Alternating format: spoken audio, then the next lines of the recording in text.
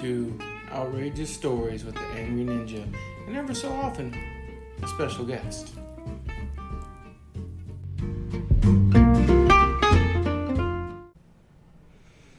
Alright, it's the Angry Ninja here, flying solo once again, my friends.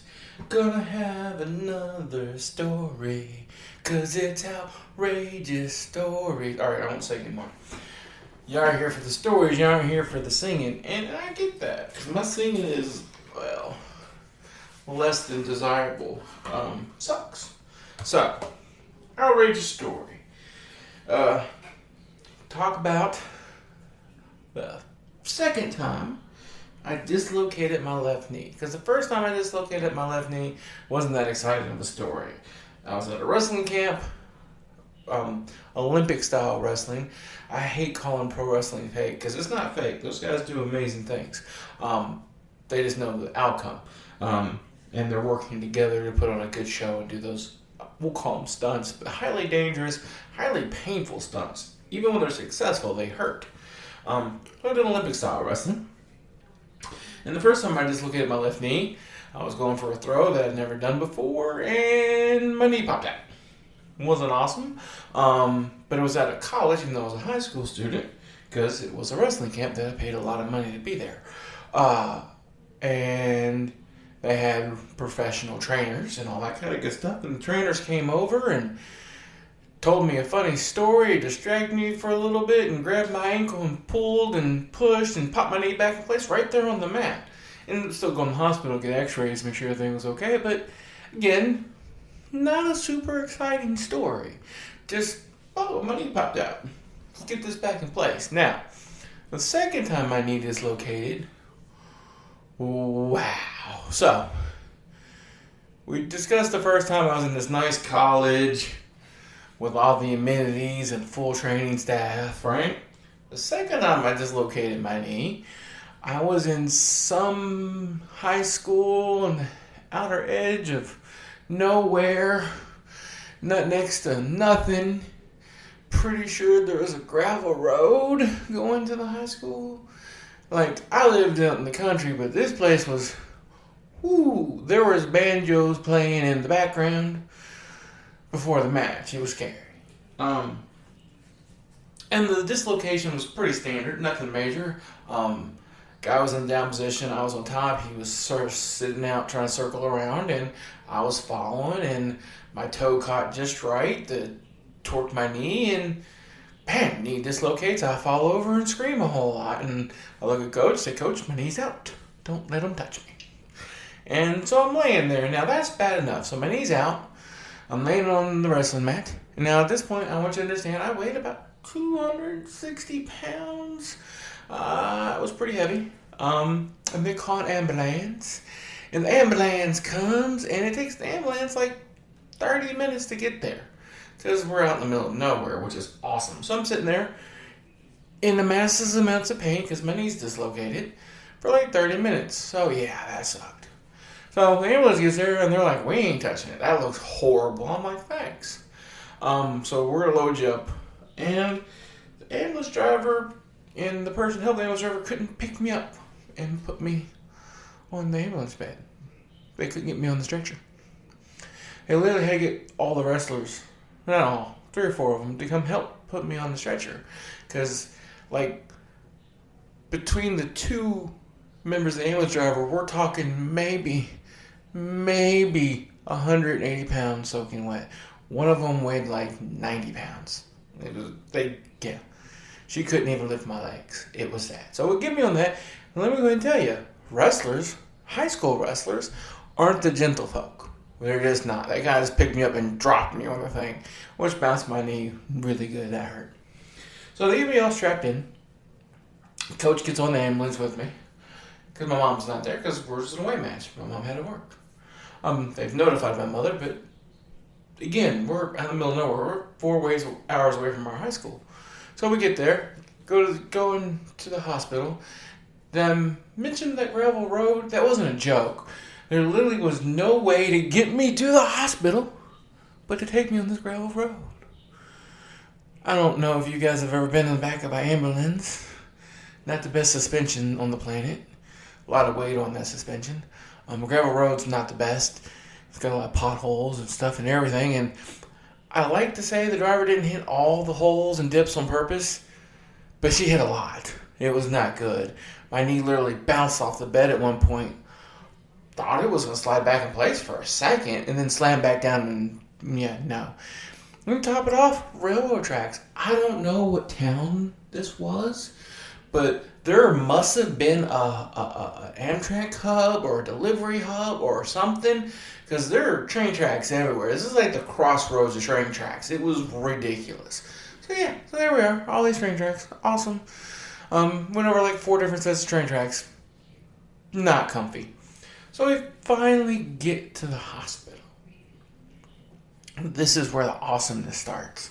So we get to the hospital, and wheel me in and stuff, and my coach gives the doctor and the nurse the paperwork that says he's allowed to consent for treatment for me because I'm still technically a minor.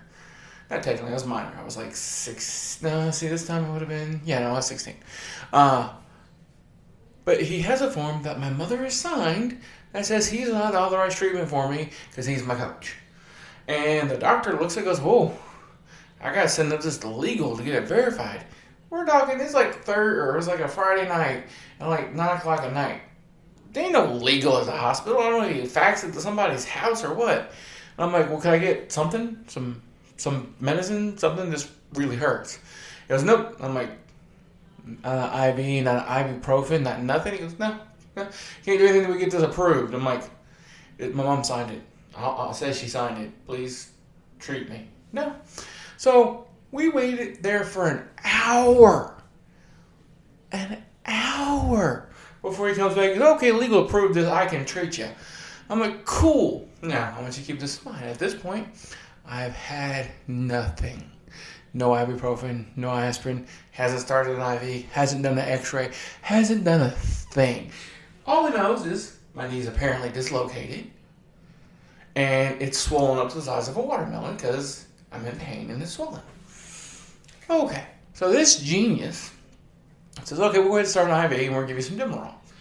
Now, 260-pound kid, amped up already because he's in a wrestling match because you got to get pumped to do any good at all. More amped up because he's in pain. Been in pain for a couple hours. And he gives me 10 units of Demerol. Demerol is an awesome muscle relaxer. Normally probably would have a weird effect, but it's not a narcotic. It's not a painkiller. It's just a muscle relaxer. And he waits 5-10 minutes, comes in, looks at me, and goes, okay, how you feeling? I'm like, exactly the same. This hurts a lot. That didn't do anything for me. I'm still hurt. He goes, no, you're fine. I'm like, no, really? Didn't do a thing. He's like, that's okay. Then he says, quite possibly the dumbest thing a doctor has ever said to me. Not the dumbest thing a doctor has ever said in the history of time, but dumbest thing a doctor has ever said personally to me. He goes, I called the orthopedics department and they talked me through how to do this. I'm going to put your knee back in place. Talked you through? I'm still in a ton of pain here. Nothing's worked. You haven't done an x-ray to assess the level of damage. You've literally done nothing and talked you through. So you've never done this before. I'm like, can we get a little more medicine in me? Something? I'm still hurting. Something? Yeah, nah, you're good. And I'm like, okay. My coach says, you'll be all right, son. You'll be okay. You know, because coaches always push through the pain. You'll be okay, which I understand. That every coach is like that. So this dude grabs my ankle, forces my knee into the bent position up to my chest, grabs my kneecap with his other hand, and tries to push everything back in place. Your kneecap can't slide back in place while your knee's bent. It's not actually possible, especially when your kneecap's sitting on the side of your leg. My kneecap had rolled all the way over. It was over the side of my leg. And he goes, oh, and then drops my leg when it didn't work. I can't possibly describe the moment or the level of pain in that moment. I just can't. It's not possible for me to describe it. I do know I sat up and punched that doctor in the chest with all the pain I had been feeling, and he kind of just went right out the door. I don't think my punch forced him out the door. I think the punch knocked him back a couple feet, and he ran out the door. And my coach looked at me and goes, "Why'd you hit him?" I'm like, it hurt. He's like, okay. And a couple minutes later, security shows up and they post themselves up in the room. I'm like, "Oh, that's awesome. I'm going to jail. That's great." Okay. And then like 5 minutes after that, an orthopedic surgeon shows up. I'm like, cool. Maybe I'm not going to jail. And he looks at me and takes one look at my knee and goes, "Oh, he didn't say it was this bad." He goes, "Did you do an x-ray yet?" I go, "No." He goes, "He tried to put it back in place without an x-ray." I go, He goes, "Is he giving you anything for pain?" I'm like, "He gave me some Demerol, but it didn't work." He goes, No. He goes, "You're going to sleep. You need to go to sleep. This ain't going to go back in with you awake." I said, "Okay." And just a few minutes later, when those little mobile x-ray units came in, but before that girl could take an x-ray, they brought in an angel. And I'm going to call her an angel because I don't know her name. But she was an angel. And she came in and she looked at my IV and looked at me and she goes, "How you feeling?" "I have so much pain." She goes, "We're going to take care of that." And my angel took out this tube. I'm going to call it a tube. It was technically a syringe, but it was huge. And it looked like it had milk in it. That's what it looked like. And it was a big, fat, round thing full of what looked like milk. And I said, "What is that?" She says, "We call it milk of amnesia." I'm like, I like that name. And she goes, "Cool." She says, "I'm going to put this in and, you're gonna fall asleep." I said, "Yeah, right. I'm in so much pain, whatever." And she hooked it up to the IV, started pushing. And I keep in mind, this thing was a good, okay, I was a little doped up after this, so whatever. It looked like it was a good foot long. It was huge. And she just barely started pushing stuff in. And I went, "I am going to sleep." And I was out. Done, completely unconscious. It was great. I wake up. They had given me way more than the milk of amnesia while I was asleep, apparently. They gave me some really nice things. Because there was some pink elephants and some happiness. And I was good. I felt absolutely no pain. And I'm in a knee immobilizer. And not just, the little one that just kind of braces your knee. Like, this thing went from my left ankle up to my hip. Underneath it, I could see the amount of padding wrapped around my knee. And the orthopedic surgeon was like, "Oh, you come too." And right about that time is when my mom showed up. And security was keeping her away from the first doctor, who never showed back. I never saw him, but she was ready to kill him. Go figure. Moms are like that. And he goes, "Your knee's completely unstable. You're going to need surgery. See your orthopedic surgeon immediately. You should have surgery as soon as possible. Don't take that immobilizer off for anything. Because if you have to take a shower, get in the shower, wrap your leg in a little trash bag, but leave that on. Your knee's completely unstable." Well, cool. So that's what I did. And I got some crutches and went about my day. Ended up getting knee surgery, and my left knee works just great. But yeah, note to everyone, if the doctor you're seeing walks into the room and says, "They taught me through how to do this, I'm going to give it a shot," just get up and leave. Don't stay. Don't hang out. Don't wait. Just go home. Whatever's wrong with you, die from it first or go somewhere else, because that's the words you never want to hear. Hope everybody enjoyed the show. If you want to be on the show because you have an outrageous story, send me a message. I will let you on the show. We will have guests. All right. Everybody have a wonderful day. Talk to you later.